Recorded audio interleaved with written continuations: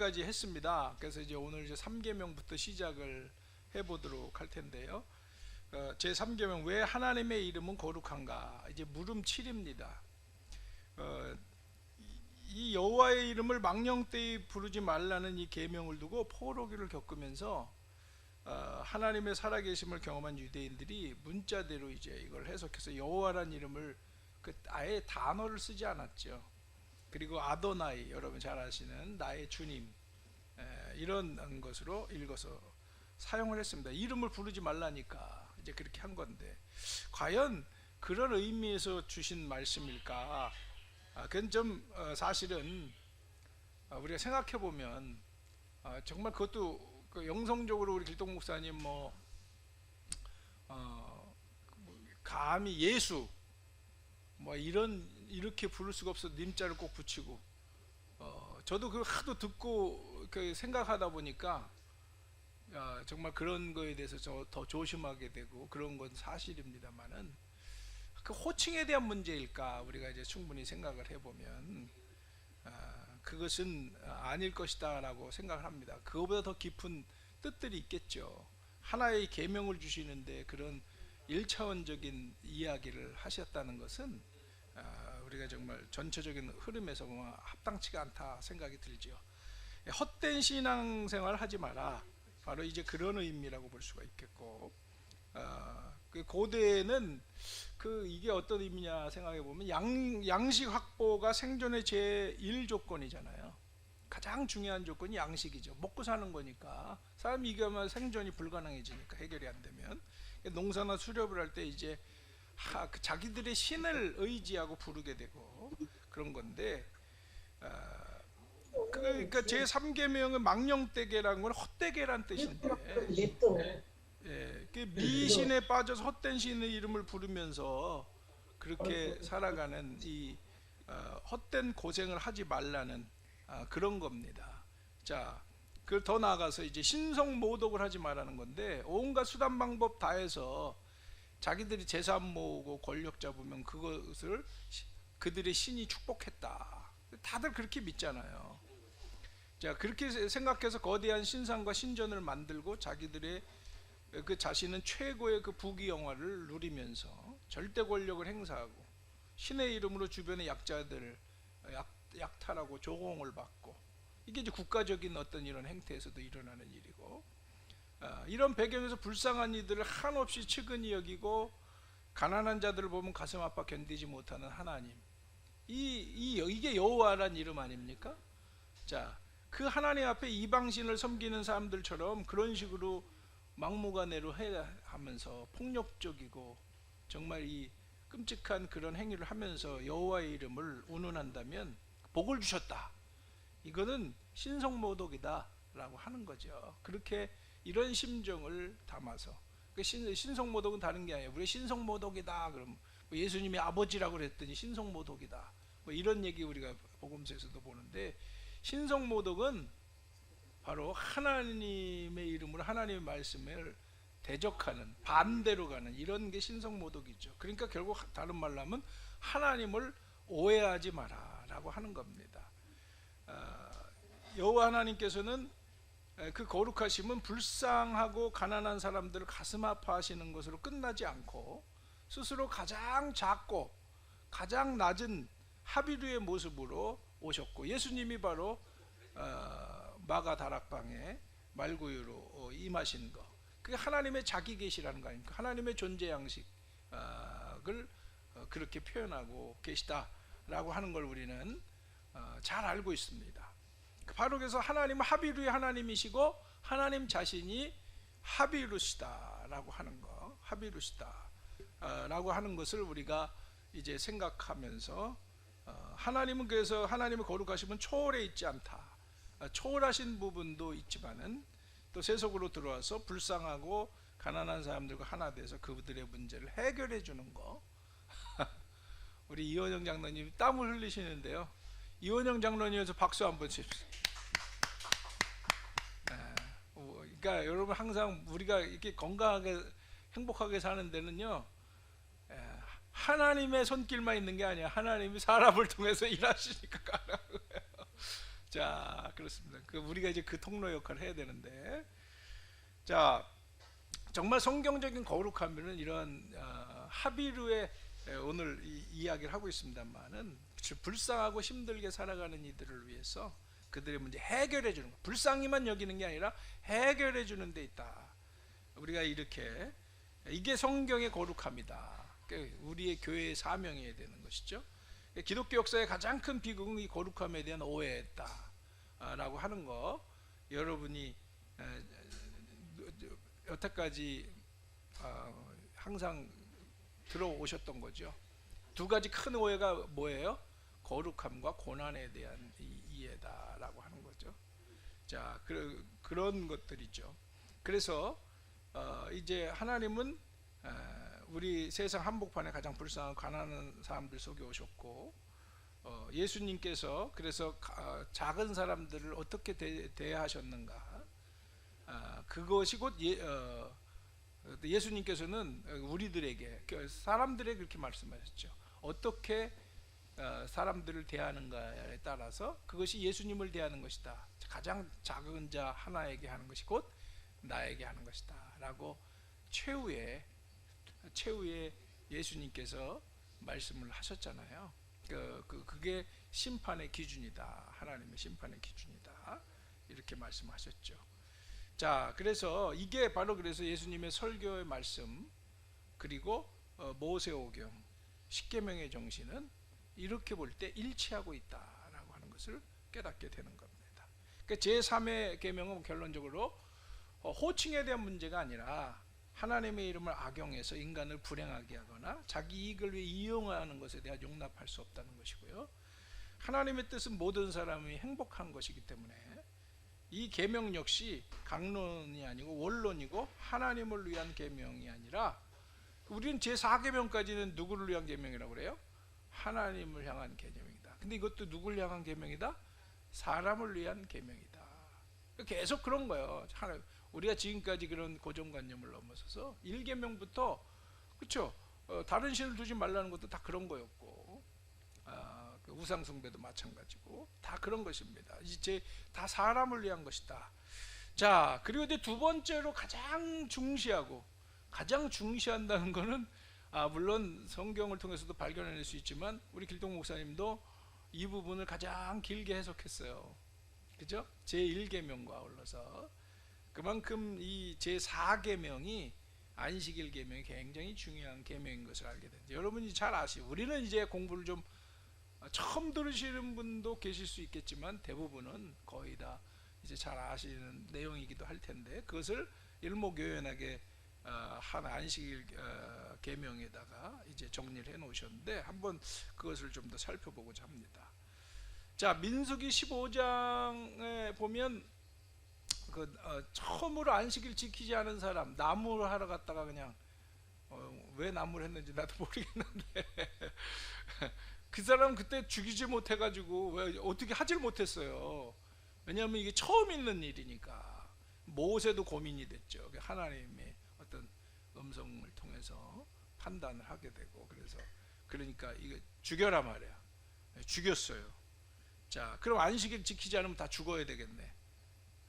그렇죠? 우리 교인들 중에 살아야 될 사람이, 이명옥 지사님 살아 있을 자격이 있어요? 그렇게 따지면, 근데 이원영 장로님은 한 번도 안 빠져서 장로님 되셨나요? 벌써 죽으셨나요? 아마 그런 일들이 코로나 때문에도 그렇고, 물론 뭐 교회 아니면 방송으로 예배 드렸다 해도 옛날 개념에서 있을 수 없는 일인데, 야, 이게 참 어려운 얘기가 되는 건데, 이걸 어떻게 이해해야 될까? 유대인들은 안식일법을 철저한 문호동으로 이제 해석을 했고, 그래서 안식일에 하지 말아야 될 일들 39가지 규정하고, 뭐 이걸 나중에 6가지씩 추가하고, 그래서 수백 수천 가지로 늘었다. 자기들도 다 모른다 이럴 정도로 아주 엄격하게 지키는 가장 유대교에서는 중요한 하나의 계명이 됐는데요. 자, 뭐 지금도 뭐 가서 보니까 예전에 제가 이제 성지순례를 좀 간격을 두고 이스라엘을 사실 어떻게 지방에서 가다 보니까 3번을 갔어요. 90년대에 갔을 때는 그러니까 자기들이 안 누르는 이런 수준이었는데요. 2000년대에 가니까 모든 층이 다 쓰게 해놨더라고요. 그게 이제 뭐냐면 이제 벨 안 눌러야 되는 거고, 또 뭐 저도 뭐 가까운 분한테 들은 얘기지만 뭐 박사 공부하러 이제 학위 공부하러 가신 분들 중에 볼펜을 꽂고 어디 안식일에 어디 참여를 했는데 뭐라 이렇게 말을 안 하는데 뭐 자꾸 눈치를 주고 그러더라는 거예요. 나중에 지적을 하는 게 볼펜도 꽂아서는 안 된다. 뭐 이런 일이 너무 많은 거예요. 뭐 이걸 하나의 일예를 제가 이제 한두 가지 들은 건데 지금도 그러고 있다라고 하는 겁니다.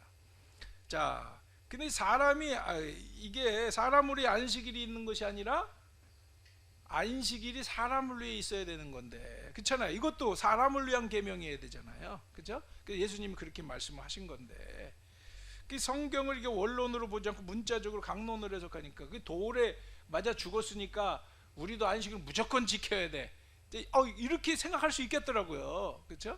자, 이런 식으로 우리가 이제 생각할 수 있는데, 그거는 돌에 맞아 죽었다. 그럼 뭐 어떻게 이해되나?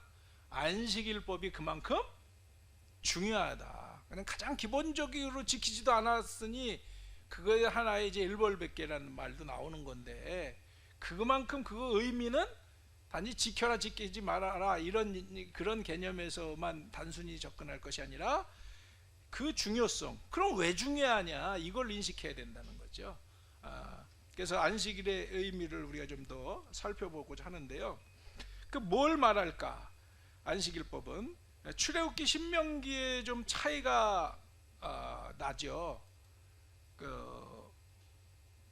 여긴가 보이나요? 자, 이 11절에 보면 여기서는 뭐예요? 왜 안식일을 지키라는 거예요? 한마디로 나 여호와가, 한번 읽어봅시다. 나 여호와가 안식일을 복되게 하여 그날을 거룩하게 하였느니라. 그 위에군요. 이 모든 것을 만들고 7째 날에 쉬었습니다. 그래서 거룩하게 지키라는 건데요. 근데 이제 신명기에는 다르죠. 신명기에는 15절, 이거 15절 다 한번 읽어보자고요. 시작. 너는 기억하라. 내가 애굽 땅에서 종이 되었더니 내 하나님 여호와가 강한 손과 편팔로 거기서 너를 인도하여 내었나니, 그러므로 내 하나님 여호와가 내게 명령하여 안식일을 지키라 하느니라. 어떻게 보면 가장 계명의 그 배경은 다른 것이 이 안식일 계명이거든요. 그렇죠? 초점이 완전히 다르죠. 먼저 이제 생각해보면 왜 그럼 이 십계명을 이렇게 그게 두 개가 이렇게 다를까? 이 40년 정도 차이 나는 거잖아요. 그렇죠? 40년 정도 차이 나는 건데 완전히 내용이 바뀌었다고요. 그거는 이제 기록 배경이 그만큼 다르다라고 하는 건데, 출애굽기에서는 한번 생각해 보세요. 좀 아까 처음에는 출애굽기에서는 뭐예요? 계약법전에서는 이 십계명을 초점이 뭐예요? 왜 십계명을 안식일을 지켜라? 하나님이 7째 날 쉬셨기 때문이다. 이게 왜 중요할까요? 출애굽기에 이게 출애굽 1세대에게 주신 거잖아요. 왜 중요한 거예요? 왜 그렇게 얘기했을까요? 내가 7째 날 쉬었다. 뭐 쉬고 있는 1세대가 어떤 사람들이에요? 노예 생활하던 사람들이에요. 그러니 그들에게 쉼이라고 하는 건 너무도 중요한 거예요. 이게 물론 바벨론 포로기의 사람들에게 똑같이 중요한 문제가 되는데, 1차적으로 이 출애굽기의 이 사람들에게는 이것이 복음인 거죠. 그죠? 야, 정말 우리 하나님은 이렇게 말씀하신다는 거죠. 자, 그런 그들과 계약을 맺을 때 주신 말씀인데, 근데 40년 후에는 어떤 사람들이에요? 지금 이 광야 세대, 2세대들이란 말이죠. 이 사람들에게는 뭘 지금 왜 이렇게 말씀하고 있는 거예요? 1차적인 걸 전제로 해서 이제 느보산 밑에 기슭에서, 아니면 혹은 모압 평지라고도 우리가 이야기하는 그곳에서 이제 마지막 설교를, 3편의 설교를 한 게 신명기 아닙니까? 자, 여기서 이제 함축시켜서 2세대들에게 주는 거예요. 그 배경이 다른 거예요. 이제 그 구체적인 내용은 좀 이따 이야기하겠습니다만은, 그러니까 신해산 계약을 재해석해서 2세대에게 갱신해 주는데 이렇게 말한 데는 굉장히 중요한 뜻과 방향이 있다라고 하는, 목적이 있다라고 하는 건데, 그 차이점인데, 먼저 좀 더 구체적으로 출애굽기의 이 안식일법에는 좀 아까도 우리가 이야기했지만은 이제 그런 배경이 있고, 또 이후에 바벨론 포로로 끌려가는 거예요. 그렇죠? 이거 지금 정리할 땐 또 언제예요? 이게 선포할 때랑 정리할 때가 다른 거잖아요. 완전 이건 한 천년 가까이 세월이, 한 900년 1000년 가까이 세월이 이제 흘러가는 건데, 그 중노동을 하는 거잖아요. 바벨론의 포로로 끌려가서. 그런 조상 대대로 내려오는 그 창조 이야기, 그 말씀들을 정리해 나갔잖아요. 모세오경으로부터 해서 그런 거 다 정리해 나갈 때에 정말 왜 7일 창조가 중요한가를 그들은 절실하게 깨닫게 되는 거예요. 과학적인 설명이 아니라 물론 신학적인 배경입니다. 그런 목적을 갖고 있다, 신앙적 목적을 갖고 있다는 것인데, 그 창조 이야기의 7일은 또 한편으로는 천체의 주기, 이게 놀랍게 또 맞아 떨어지는데, 모든 천체의 주기는 이렇게 일주일로 단위로 흘러가잖아요. 그죠? 지금도 마찬가지. 이건 변화가 없습니다. 하나님 만들어 놓으신 법칙인데, 참 그렇게 이게 정말 신비하다, 그리고 정말 정확하다라는 생각을 한편으로는 해볼 수가 있습니다. 하나님, 그리고 왜 7일째 쉬셨느냐? 하나님이 쉼이 필요해서가 아니라, 그런 창조의 목적은 하나님이 아닌 사람을 위한 거다라는 것을 다시 한번 여기서 확인해 시켜주고 있고, 특히 바벨론 마르둑 그 창조 신화를 보니까 전적으로 누가 누구를 위한 거예요? 인간이 신을 위해서 존재하는 하나의 그냥 뭐라 그럴까, 부속물에 불과하고 그 이제 이용당하고 사라져가는, 그렇죠? 지금도 뭐 그런 식으로 신앙생활하는 사람들, 그렇게 살아가는 사람도 얼마나 많이 있습니다. 아직까지도요.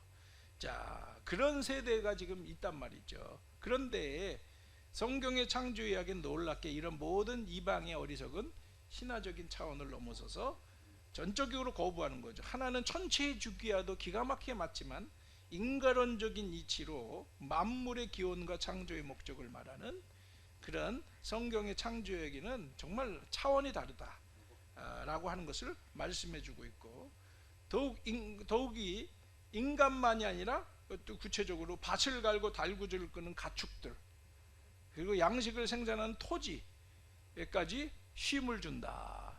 참, 그러니까 만물이에요. 만인을 떠나서 만물, 더 나가서까지도 귀하게 여기고 사랑하시는 하나님이심을 우리 이런 거 하나하나를 통해서 발견하게 되고, 또 계약법들을 이렇게 살펴보면 그런 내용들이 계속 발견되기도 하지요. 자, 그렇습니다. 이제 이런 뜻이고, 또 신명기 안식일법으로 우리가 더 들어가서 보면, 아까 이제 신명기에 대한 것도 이제 우리가 나왔습니다. 2세대에게 했다는 것까지는 얘기 나눴잖아요. 가나안에 들어가서 그러면 그것에서는 이제 어떻게 해야 되냐면, 애국과 마찬가지로 그곳에도 가나안 사람들 안에서도 그런 불쌍한 사람이 많이 있는 거, 하비루로 살아간 사람이, 그 당시 가나안을 포함한 하비루들이 많이 있었던 거니까 이들의 문제를 해결하고 해방시키는 게 이스라엘의 사명이라는 거예요. 너희들이 먼저 해방됐으니 그 해방의 정신을 가지고 어떻게 해라? 이제 가나안에서도 해방시켜라 라고 하는 것이죠. 바로 이게 세상 만민의 하나님이지 이스라엘만의 하나님이 아니라는 뜻이죠. 자, 이게 가나안 정복 이야기할 때 우리가 누굽니까? 라합이라고 하는 사람의 이야기, 그걸 우리가 가족주의로 자칫하면 해석할 수도 있는데요, 결코 그렇지 않다라고 하는 거죠. 뭐 라합의 가족들, 너의 가족들만 살려줘, 그러니까 살 수 있게 해줘라, 그런 뜻일까요? 그게 문자로 보면 그렇게 해석할 수 있지만, 그런 하비루들이 구원받은 내용을 말하는 거죠. 그렇게 우리가 해석할 수 있을 때 그것이 온전한 해석이 아닌가, 저도 개인적으로 그렇게 확신을 합니다. 자, 여러분, 그렇습니다. 그 세상의 노예 제도를 해결하는 것이다. 이게 지금부터 3500년 전에 그러한 정신과 선언이 있었다. 참 놀라운 거예요, 사실은. 아니, 노예 해방 이런 거 뭐 링컨 대통령이 뭐 그거 미국에서도 그렇게 발달된 나라에서도 그 한지 얼마나 됐습니까? 그렇죠? 그런데 정말 이 노예를 해방시키는 이런 정신. 교회 안에 노예가 어디 있어요? 교회 안에서는 적어도 형제자매만 있지 노예가 없잖아요. 사실 이스라엘 공동체 안에도 종이란 개념이 문자적으로 나와요. 그러나 우리가 종이란 개념을 잘 이해해 보면요, 종이 주인 섬겨요, 주인이 종 섬겨요? 그런 것 같죠? 원래 이름은 그런 거고 내용은 그런데 실제로 누가 누구를 챙기는 거야? 주인이 종 챙기는 거예요, 사실은요. 그렇게 하라는 거예요, 사실은요. 이게 계약법의 하나의 본질인 거예요. 스스로 살 수 없으니까 네 밑에 둬서 어떻게 하라는 거예요?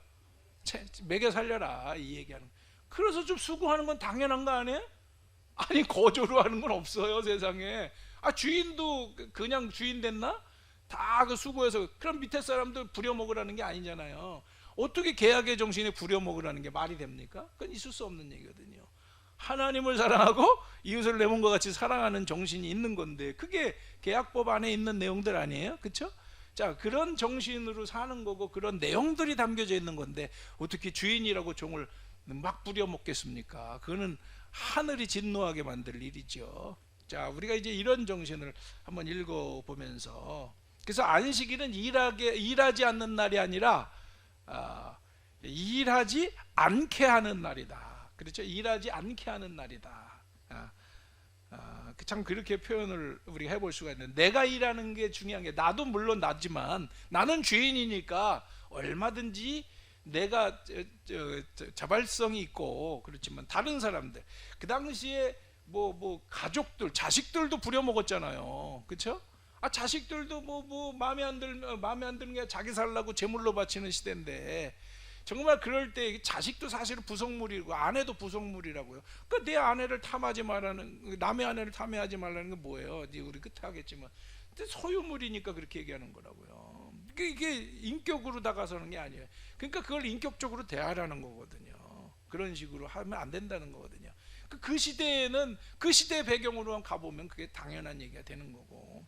자, 그렇습니다. 그러다 보니까 이제 거기 자식들도 가족들도 마찬가지고, 남종, 여종, 종들도 마찬가지고, 나그네들 같이 또 부속돼서 있는 나그네들, 이게 그런 사람들도 있고, 또 가축들도 있고, 다 쉬라고 하는 거 아니에요, 그렇죠? 다 쉬게 해줘라. 정말 그래서 그들이 비참한 노예로 추락함으로 인해서 힘들게 살아. 특히 가족들과 헤어져 있는 이들이 만남을 갖고 함께 보낼 수 있는 시간을 줘야 되잖아요. 요즘도 주말 부부가 있는데 자, 그런 게 있잖아요. 그래서 아주 원론적으로 이것은 그렇게 풀어서 우리가 이해해야 될 부분이다라는 걸 생각해 보게 되고요. 또 모세는 하비루의 인권과 처지를 안타까워하면서 그 해결책을 고민하다가 결국 방법을 찾아낸 거죠. 그러니까 참 하나님을 찾으면서 해결되지 않는 비참한 현실을 두고 많이 이거 가지고 정말 씨름을 한 거죠. 그러다 보니까 통곡하고 호소하는 가운데 하나님은 그런 모세를 통해서 외면하지 않고 그 해결의 책을 열어주신 거다라고 하는 거죠. 그래서 성경은 그런 의미에서 이게 하나님의 또 뜻이기도 하기 때문에 성경은 사람의 말이 아니라 이래서 하나님의 말씀이 되는 거죠. 그게 일치의 어떤 상황에서 일어나는 거 아니에요? 그러니까 마음의 일치, 이런 관심의 일치, 이런 것이 결국 방법의 일치까지 이르게 된다. 참 이런 것이 우리가 신앙생활에 너무 중요한 것 같아요. 이렇게까지 명쾌하게 정말 이해를 사실들 많이 못하고 있잖아요. 자, 이것이 방법의 일치까지, 해결의 일치까지 나오는 거, 하나님과 이런 일치를 케노시스라고 한다라고 하는 것을, 성경의 일치의 하나의 핵심이죠. 우리가 케노시스라고 하는 의미는 이런 거에 있지 않나라는 생각을 다시 한번 해보게 됩니다. 그러니까 안식년인데요. 더 들어가서 이제 그러니까 안식일로 끝나는 게 아니라 이게 안식년 희년으로 되기 때문에 이 4계명이 중요하다는 거 아닙니까? 그래서 한 번 노예가 되면 영원히 자손대들이 노예로 살아야 되고 벗어날 길이 없는 게 사실상 현실이잖아요. 그렇죠? 노예는 계속 대대로 노예 아닙니까? 자, 우리가 그런 보통 상황 속에서 그걸 해결해 주기 위해서 그렇게 고아와 과부, 나그네들이 주로 그렇게 노예로 전락할 수밖에 없는 사회적 배경을 갖고 있기 때문에 뭐 요즘 같은 시대도 어려운데 그 당시에는 불가능한 거거든요. 하나의 그런 구조적인 문제가 있기 때문에. 그래서 이들이 이 하비루들을 어떻게든지 다시 원위치로 돌려놓는 그런 원상복구해주는 이런 법, 이게 놀라운 거거든요. 이게 이제 안식법, 신연법으로 이제 나가게 되는 건데, 하비루로 돌아가지 못하게 하라는 거예요. 다시 자유로운 몸. 그러니까 이게 우리가 지금 신약에도 진리를 알지 진리가 너희를 자유케 하리라. 구약에서도 어떻게 해요? 계약을 할지니 계약이 너희를 자유케 하리라. 그러니까 그 다른 말로 하면 하비루로 돌아가지 말게 하라. 뭐 이렇게 표현해 볼 수 있지 않을까요? 진리가 뭐 정신적 자유가 전신적 자유만은 아니잖아요. 육신이 힘든데 어떻게 자유가 있어요? 사실 이게 그렇게 사는 사람도 개중엔 있지만 사실은 그 이전에 우리가 진정으로 이 영육 간에 전체적으로 이제 우리가 보면 아시겠지만은 그런 자유가 공이 주어져야지 쉽지 않은 얘기지 안 그러면. 그래서 자유와 품삯을 줘라 라고 하는 건데요. 그 노예의 값은 사실 그 고가로 취급하는 소나 말의 그 몇 마리 값인데 아무 조건 없이 풀어준다? 가능해요? 장로님도 혹시 어머니가 소 한 마리 팔아서 공부시켰나요? 그런 세대시잖아요. 저 때만 해도 그런 소리 듣고 자란 사람인데, 그렇잖아요. 그때는 어떨까요? 더 비쌌겠죠? 소 한 마리면 그냥 뭐 엄청난 잘 나가는 건데, 자, 그 노예를 이게 뭐 준다? 그냥 해방시켜 준다? 불가능한 얘기가 되는 거잖아요. 근데 6년 부려먹으면 7년쯤 풀어줘라 이렇게 되는 거잖아요. 더 나아가서 몸 품삯을 개선해줘라 이렇게 얘기하는 거예요. 고생했으니까 아니 챙겨준 건데 사실 어떻게 보면 그래도 부려먹었다 그런 관점에서 이렇게 했다는 거죠. 그래서 이렇게 그래야만이 그들이 그걸 갖고 좀 살 수 있는 작은 기반이라도 생길 수 있을 테니까 가정을 그래서 회복시켜주고 다시 깨어진 가정 회복시켜줘서 함께 다시 살 수 있게 줘라. 근데 이것만 갖고 안 돼. 여전히 빚이 있어 없어? 있을 수 있어요. 그러면은 그것도 어떻게 줘라? 탕감해줘라. 빚이 있으면 이게 해결이 안 되잖아요. 그게 뭐 당장 품삯 줬다고 해결되는 거 아니잖아요. 자유만 줬다 해결되는 게 내가 안에 있는 이 빚이 있으면 이거는 해결이 되지 않으면 계속 문제가 되니까 정말 이 문제도 해결해 줘라. 그래서 빚을 탕감해 주는 애기 때문에 면제년이다. 이렇게 면제년이다. 이렇게 되는 거예요. 면제부는 나빠도요. 면제년은 좋은 거예요. 자, 그래서 이방인을 제하라는 의미는 근데 여기서 이제 한 가지 이방인. 그러니까 이방인은 제하고 뭐 너희들끼리만 그렇게 해라 주로 그래. 이자도 너희들끼리만 받지 마라. 그걸 어떻게 이해해야 돼요, 이명옥 시사님? 뭐 이스라엘끼리만 지금도 이스라엘끼리만 잘하는 것 같아, 지들은. 그죠? 유대인들은 그렇죠? 장로님 어떻게 이해해야 돼요? 그 배타성인가요? 배타성이 아니고 네. 계약 공동체의 모습을 보여주는 게 아닐까. 네. 왜냐하면 동의를 하는 사람들 선에서 일어나야 되는 거예요. 이 계약법 안에 들어와 있다는 건 다른 게 아니라 동의하는 사람들, 그게 구원인 거예요. 구원이란 건 현실적인 구원부터 여기 영원히 이어지는 거기 때문에 동의되지 않는 사람들한테 밑빠진 독에 물 붓기 해서도 안 될 것이며, 그렇죠?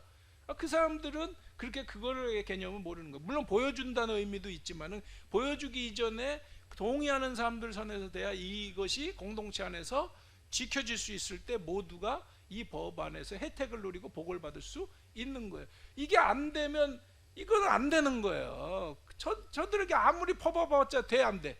안 돼요. 그러면은 이 본 취지가 깨지게 되는 겁니다. 그래서 그것을 어기는 사람은 용납해서는 안 되는 거고 심판이 가해질 수밖에 없는 거예요. 그러니까 이 부분이 우리에게 있어서 매우 중요한 의미가 있다라고 하는 거고요.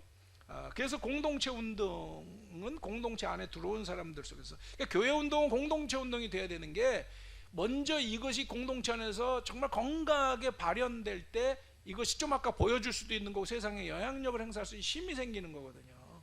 이것이 안 되면 문제가, 그러니까 우리 안에서 먼저 잘 이루어지고 동의가 되고, 동의뿐 아니라 실제 결실이 나와야 된다. 어디서 보니까 그러더라고요. 정치는요 결과로 말해준다는 거예요. 그 말이 맞더라고요. 동기는 다 좋아 나빠? 다 애국하려고 하는 거예요. 이전 정부도 그렇고 그 전 정부도 그렇고 지금도 그렇고 다 목표는 뭐예요? 나라 잘 되는 거예요. 근데 보니까 그게 시행착오가 실패가 있으면 책임을 지고 밀려나는 거예요. 무조건 역적 취급만 해서도 안 되는 거예요. 나름 그들의 이념과 가치관 속에 있을지 몰라도 뭐 한 거예요? 잘해보려고 한 거예요. 근데 그게 뭐 한 거예요? 실패한 거라고. 그 책임을 근데 져야 돼, 안 져야 돼? 져야 되는 거예요. 그러니까 또 바뀌는 거고 이런 상황들이 오는 건데, 이번에도 그런 상황이 온 거 아닙니까?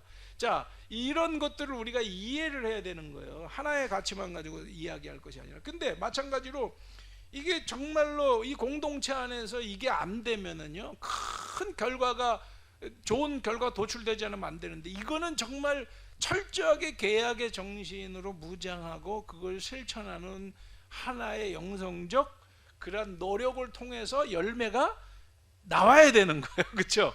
이게 돼야 되는 거거든요. 근데 그러니까 이방인은 포함될 수가 없다. 그만큼 다른 말로 하면 공동체 안에서는 이것이 아주 심각하게 진지하게 철저하게 지켜져야 된다라고 하는 거죠. 이런 것을 우리는 생각해야 된다. 십계명의 대상은 이스라엘이다. 오늘날 우리에게 계약 공동체는 교회 안에서 이게 돼야 되는 것이 중요하다라고 하는 것을 우리는 다시 한번 심각하게 좀 생각해 봐야 되고, 우리들의 책임이 왜 큰가? 하나님이 그걸 왜 심각하게 다루고, 길동 목사님도 심판의 대상은 누구라고요? 예? 교회라고 하는 거, 하나님의 공동체라고 하는 거, 하나님 나라 백성 공동체, 뭐 가장 정확하게 표현하면 그런데, 하나님 나라 백성 공동체 이스라엘 심판 수없이 받았고 교회도 심판을 받았잖아요, 역사 속에. 그게 뭐 때문이다? 그거 안 지키니까, 아예 무식해서 몰라가지고 안 지키는 것도 있고, 알아도 못 지키더라고요. 저를 보니까 그게 얼마나 어려운 건지. 이게 그래서 정말 우리가 책임이 크다라는 생각을 하게 되고요. 또 땅을 쉬게 하라는 겁니다. 이게 휴경한다는 건데, 이 휴경, 이 땅까지. 근데 알고 보니까 땅도 쉬지 않으면 소출이 나와 안 나와? 이게 떨어져요. 그래서 쉬게 해주는 거는 이게 이치라고요.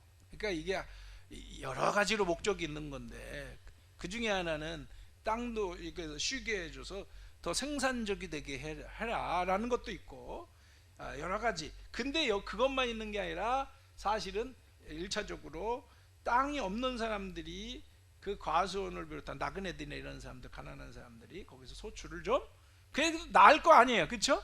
나는 건 낫잖아요. 그런 걸 좀 갖게 하고, 또 짐승들까지, 들짐승까지 챙기는 한번 따라합시다. 들짐승까지 챙기는 하나님. 참 그런 하나님이시더라고요. 계속 우리가 공부하다 보면 그런 게 느껴져요, 그렇죠? 식물까지 챙기시는 하나님의 식물까지, 그 만물이라고 아까 제가 말씀드렸는데, 자, 그런 이유가 있고, 땅도 쉬어야 되는 거예요. 땅도 챙기시는 하나님, 이렇게 얘기해야 되나? 그러면 자, 그렇게 되는 거죠. 그 후일에 예언자들이 이스라엘 멸망한 이유가 바로 안식년 지키지 않았기 때문이다. 그리고 여러분 잘 아시지만 그 시드기야인가? 이 사람이 안 지켜가, 예레미야만 안 들어서 예레미야 34장 을 잘 해석하시면 문자가 100% 그대로 들어가 있지 않지만 거의 90%는 들어가 있습니다. 잘 보시면 이제 이 안식년 지키지 않아서 온 거거든요, 핵심이. 그래서 지키려다가 지키는 척하다가 원이 제일 거 아니에요. 참 어리석어도 그렇게 어리석어요. 그만큼 욕심이 사람이 크다는 거예요. 그거 지키면 그냥 죽는 줄 알아, 그냥. 그래서 진짜 죽었어. 자, 이렇게 되는 건데, 자, 그런 겁니다. 그래서 결국에는 지키지 않아서 예수님도 1만 달란트 비유 이런 거 다 그런 거예요. 탕감해주고 하는 거, 이런 지금 오늘 지금 안식년의 정신, 그렇죠? 이런 정신을 그대로 읽어낼 수가 있는 거잖아요. 1만 달란트 그 탕감해준 얘기 그런 거 아닌가요? 그런 거죠. 자, 이거 손해 보지 않게 준다. 3년치 주겠다 말이야.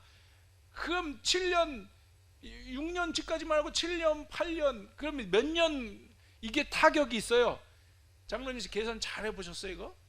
7년째 농사를 안 줘. 그럼 언제께 문제인 거야? 그 해도 문제고 다음 해도 문제고. 그렇죠. 이게 타격이 큰 거예요. 3년치는 줘야 되는 거예요. 이게 그 8년치에 나와야 9년치까지도 먹으니까. 그렇죠? 이게 영향이 크더라고요. 그러니까 몇 년치 줄이라? 3년치 줄이라는 게, 그래서 그게 그런 구절이 있어요. 3년치. 그게 신명기에 나오던가 어디서 나오던가 그런 얘기가 있다고요. 그러니까 걱정하지 말아라는 거예요. 그게 걱정이 되거든요. 그걸 아니까 모세도 걱정하지 말고 내가 3년치 줄게. 내가 주는 게 아니라 하나님이 주실게. 그만큼 넉넉히. 그러니까 100배의 열매를 맺게 된다는 건 그런 의미잖아요. 100배. 30배 맺을 거 몇 배? 100배로 준다. 최대로 주겠다는 최대로 주겠다. 걱정하지 마라. 너희가 충분히 살 수 있게 주겠다. 그러니까 안 지키는 게 문제지 지켜서 문제가 아니라는 거죠. 이런 걸 분명하게 이제 우리가, 그러니까 말씀대로 살면, 주일날 안 지키면 어떡하지? 장사 안 하면 주일날 잘 되는 게 많잖아요. 자영업 하는 분들 그렇잖아요. 식당 하는 분들 뭐 이런 분들 그렇잖아요.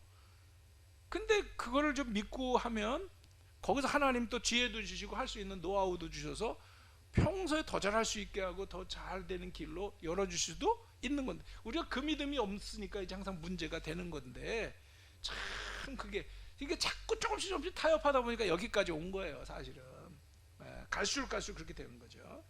자, 신년에 대해서도 우리가 이제 말씀을 나눠보겠습니다. 신년, 자, 이게 안식년 거 가지고는 약간 불충분해요. 7년 요거 가지고는 완전 해결이라는 게 쉽지가 않은 겁니다. 그래서 이제 이 먹을 양식 확보도 쉽지 않지만 집과 땅을 장만해 자리 기반을 스스로 닦는 거 사실 불가능하거든요.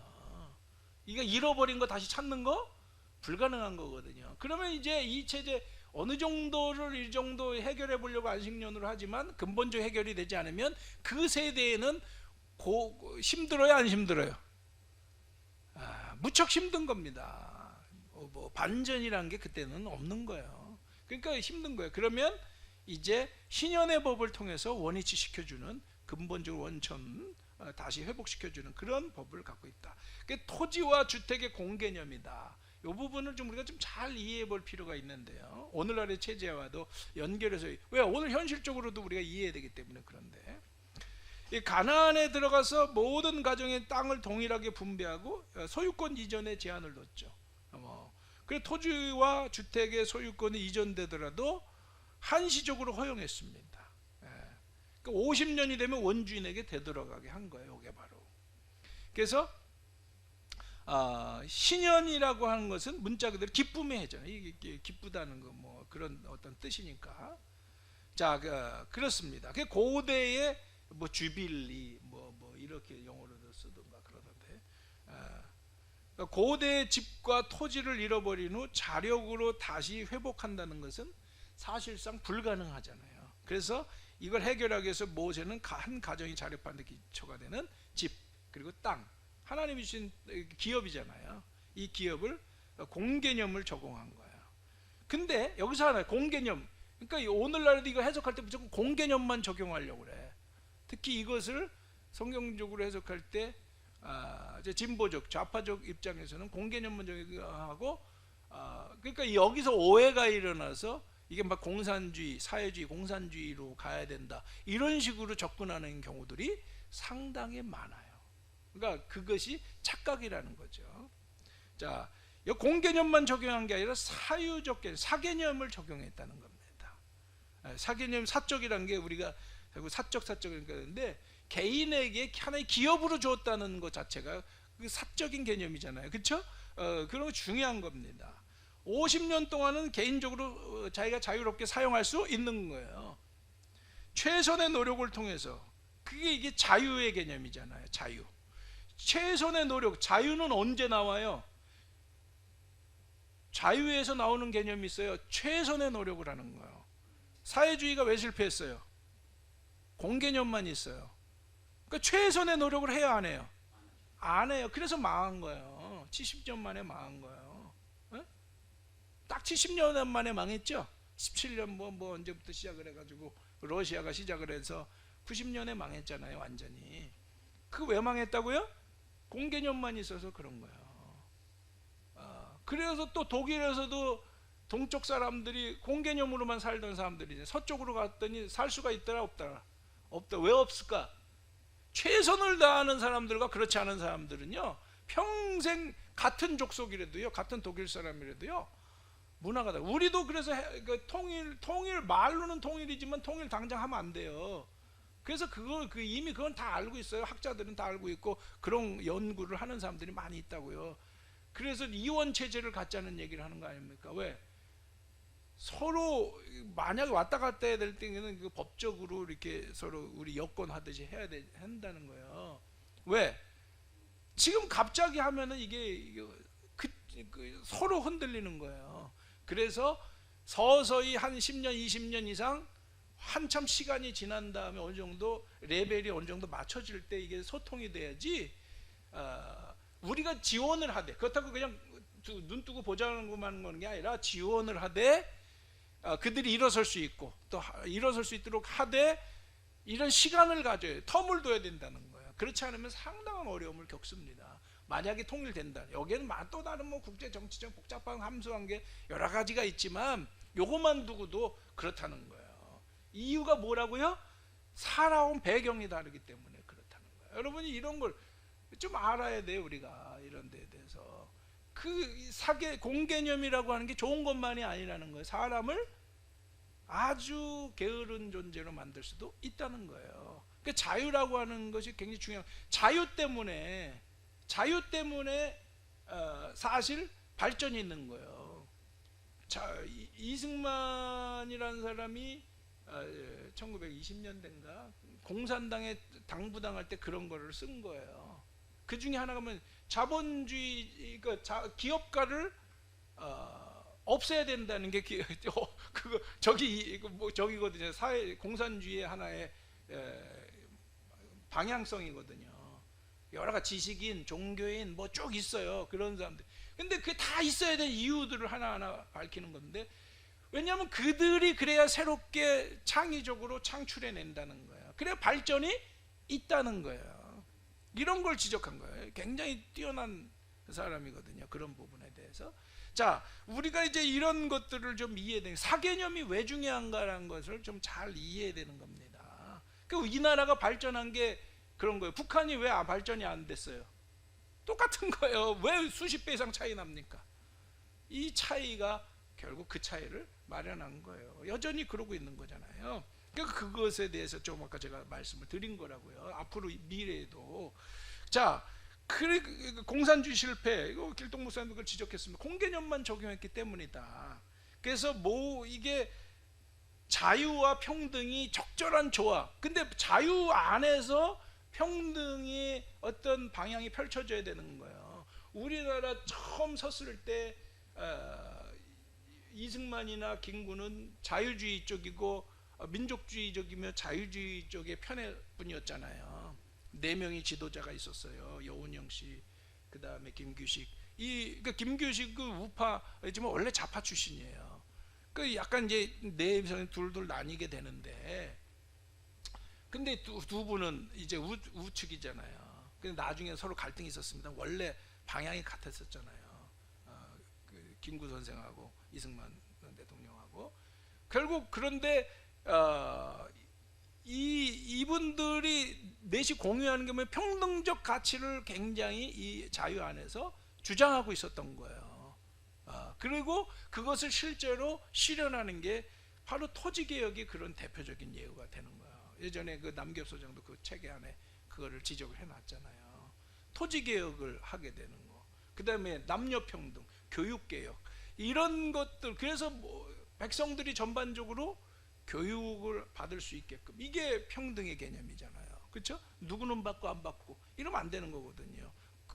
이런 모든 것, 그게 아직 초기라 많은 이제 더 시행착오라는 건 있을 수 있는지 모르지만 그게 굉장히 혁혁한 그런 하나의 발전이라고 볼 수가 있는 거예요. 그게 민주주의 사회, 자유민주주의 사회의 기초를 놨는데, 자유민주주의만 요즘 안타까운 건 뭐냐면 우파 사람들은 여전히 자유만 자꾸 주장하려고 하고, 이쪽은 평등만, 그러니까 자꾸 사회주의적인 것만 이야기하려고 그러는데 그러면 안 되는 거예요. 그래서 자기들의 색깔을 자꾸 내려다 보니까 서로 그 양쪽에 다 문제를 일으키는 원흉이 되는 거예요. 그러니까 지금 우리는 중도적으로 좀 이렇게 돌아와야 되는 거예요. 지금 대통령도 사실은 중도적인 걸 표방하려고 지금 애를 쓰고 있는 건데 쉽지가 않은 거예요. 왜냐하면 양쪽에서 서로 그냥 땡겨대니까 그런 건데, 사실은 정말 누가 대통령이 됐든지 중요한 거는 건강하게 통합적인 방향으로 가야 되는데, 이런 가치들을 정말 잘 융합해서 풀어낼 수 있기 위해서 우리가 지지해주고 기도해줘야 되는 거예요. 그렇죠? 안 그러면 이 나라가 어떻게 똑바로 가겠어요? 그런 방향으로 가야 되는 거라고. 그러니까 통합의 개념으로 가야 되는 거예요. 근데 자꾸 좌우가 나뉘어가지고 그냥 서로 그냥 못 잡아먹어서 안달인 것들, 정치가 지금 그러고 있고, 그러니까 관심들이 없잖아. 하도 그냥 꼴사 나와가지고 이렇게 되는데, 이건 누구의 책임이 아니라 다 문제인 거예요. 근데 보면 아주 편협한 사고와 가치에 의해서 붙들려 있다고요, 서로 간에. 그 가운데 있는 사람들이 제일 이상한 사람이 되는 거예요. 이것도 아니고 저것도 아니고 이렇게 된다고. 그런 사람들 오히려 더 욕먹어요. 왜? 색깔을 분명히 해야 되니까. 그러니까 이게 참 어려워요. 여러분 정말 우리 캐노시 하는 분들은 그러지 말았으면 좋겠어요. 정말 오히려 우리는 우리의 색을, 캐노시스가 신앙도 우리의 색을 분명히 가진 사람들이 정치적 방향에서도 분명해야 되는 거예요. 뭐냐면 이런 가치 안에서 분명하게 우리가 통합적 의지를 가지고 좌우가 하나가 돼. 좌가 옳아요, 우가 옳아요? 쉽게 말하면 지금 이 말에 의하면 좌가 옳아, 우가 옳아? 그게 옳은 게 어디 있어요? 둘 다 필요한 거지. 어떻게 이게 함께 세워져 가느냐지. 그러니까 우리는 어떤 사람들은, 좌측 사람들은 그냥 있는 자들을 위해서 어떻게 밀어주냐고. 제일 무식한 말이에요, 그런 것들이. 저 우측에서는 또 빨갱이들이라고. 이게 무식한 얘기가 어디 있어요? 그런 무식이 어디 있는 거예요? 공부를 안 한 거, 그거는. 정말로 이게 적절한 조합이 일어나야 되는 거예요. 지금 어디 이념에 사로잡혀서 그러고 있어요. 지금 캐노시스는 길동 목사님도 항상 그걸 생각하시는 거예요.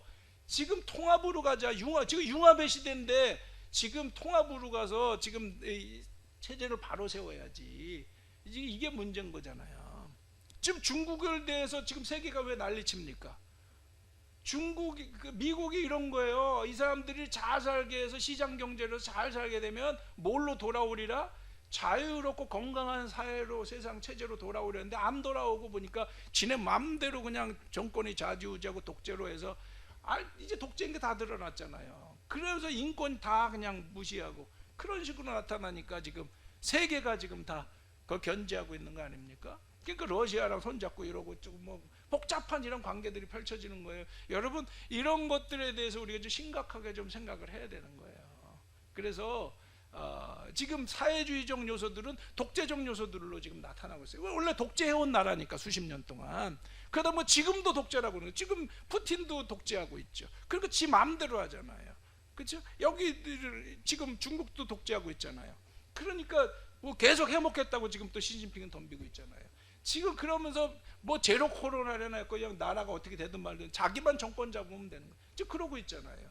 이게 오히려 좌파가 지향하던 이런 방향에서 일어난 사람들의 악영향이라고. 그 우파는 어때요? 어떤 사람이 그러더라고. 좌파는 시궁창이면 우파는 똥통이다라고 그러더라고. 내가 볼 때 아주 좋은 표현이라고.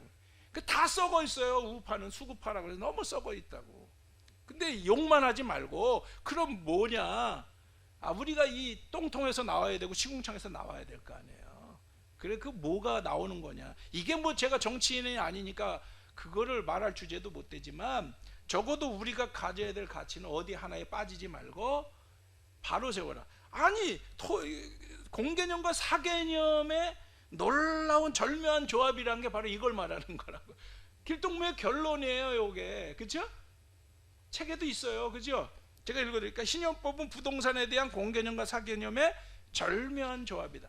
요거를 우리가 정치적으로 어떻게 잘 풀어가는가, 경제와 정치가 잘 풀어져 가야 돼요. 그러기 위해서 우리가 기도해주고 지원해줘야 되는 거지. 사실은 저는 그런 방향에서 항상 관심을 가져야 되고 나아가야 된다, 그런 생각을 하는 겁니다. 여기 복잡할 것 같아서 제가 뛰어넘으려고 그랬는데 사실 이 개념 너무 중요한 부분이라서 제가 좀 이야기를 했습니다만은, 뭐 제가 다 알고 있어서 얘기를 하는 건 아니고 우리가 생각할 게 참 많다, 이 부분에 대해서 그런 생각이 듭니다. 이 체제의 문제이기 때문에 그렇거든요. 자, 경제는 제사장이 주도를 하겠다라고 하는 건데, 고대 국가는 하나같이 재정일치, 절대 왕정 체제였잖아요.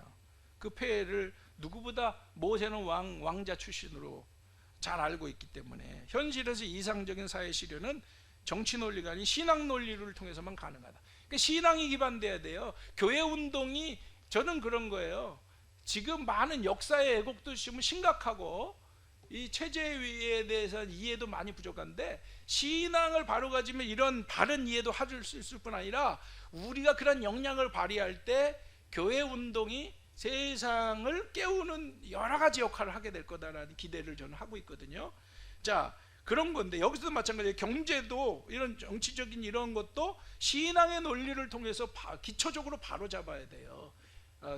경제가 모든 것의 하부 구조라고 그러잖아요. 그래서 사회주의자들이 하부 구조, 그 사회주의자에 의한 얘기 아니라 이게 기본이에요. 경제가 가장 기초라는 의미에서 하부 구조인데, 그 다음에 그 정치라든지 모든 지식인은 상부 구조라고 말하는 건데, 근데 진짜 하부 구조가 뭐예요?